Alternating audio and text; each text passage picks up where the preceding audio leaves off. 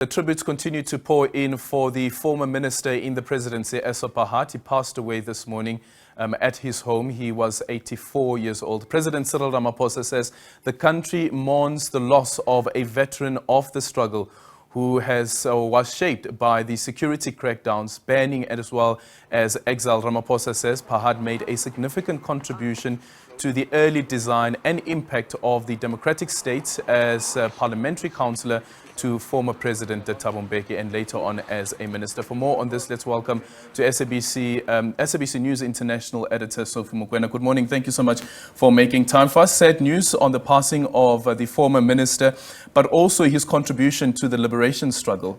Yes, of course, he did a lot. Maybe the focus, we can look at his role before 1994 when he was in exile outside the country.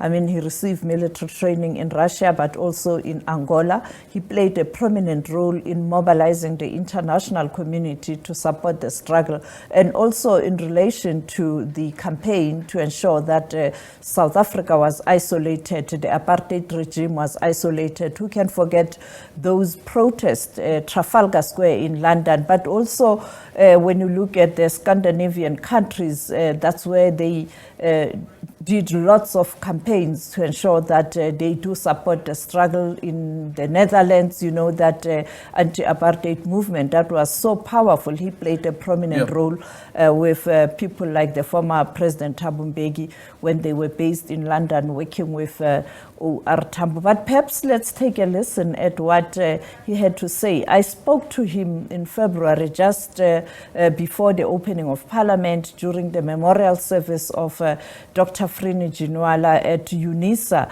And he spoke passionately about Dr. Frini Ginwala, but decried the current political, economic, and social challenges the country is facing. Let's take a listen at what he had to say.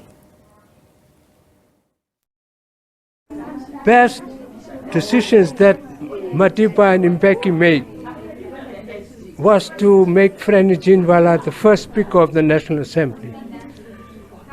Because I can think of no other person who would have been able to do a better job.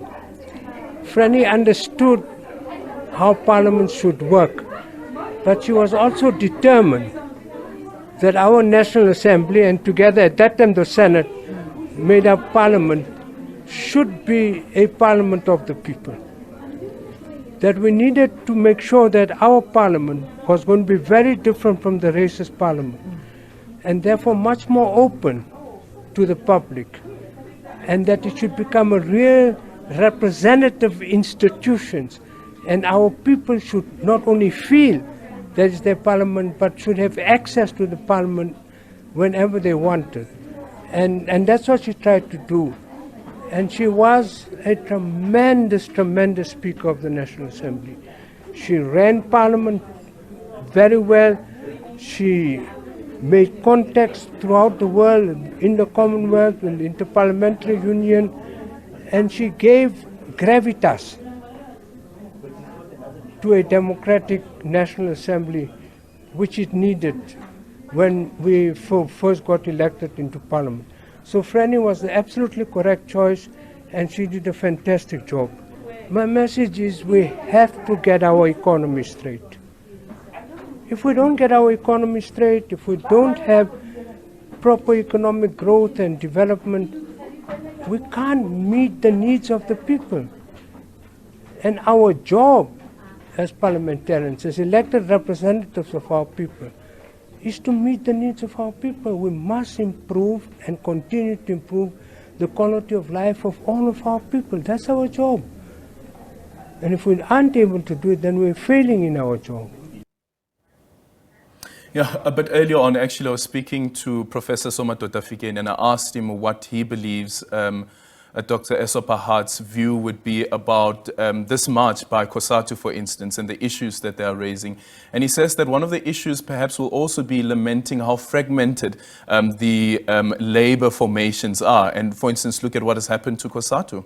Yes, indeed, as you are aware that he was also a member of the South African Communist Party, and we know that most of the leadership of the Labour Federation dates back to when you track the history, they were part of the Communist Party, and therefore issues that are related to ordinary people, the working class and the poor, it's something that he was really following, and you can hear in that clip where he is lamenting the current state of affairs in the country, particularly in relation to the economy, because when the economy is not doing well, you know that it is the working class that is suffering, but ordinary poor people, and people are losing their jobs. And you can see today the march is all about the economic situation in the country, and therefore I think you are correct. This is something that if he was alive, he would be monitoring and watching, and perhaps looking at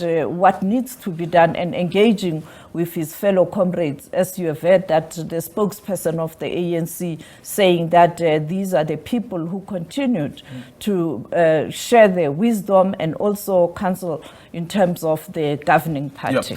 Yeah. Just a final one is looking at his role, because this is somebody who have played a role, for instance, in trying to get political movements from an Indian perspective to be part of the broader movement around the liberation struggle. Speak to us about the role that he played there, and also convincing the Africans at large why the Indians should be part of this struggle. Yes, you know that the Indian Congress was very involved in strengthening and supporting the ANC.